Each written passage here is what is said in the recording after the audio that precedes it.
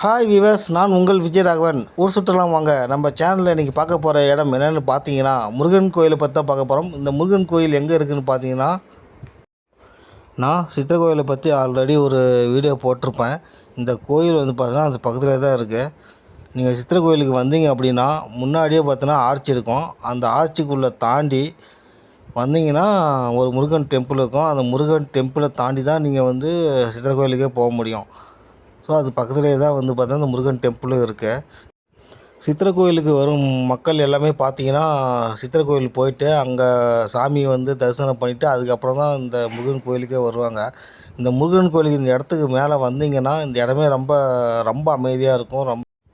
இந்த முருகன் டெம்பிள் வந்து இதுவும் 2000 வருஷம் பழமையான கோயில் தான்.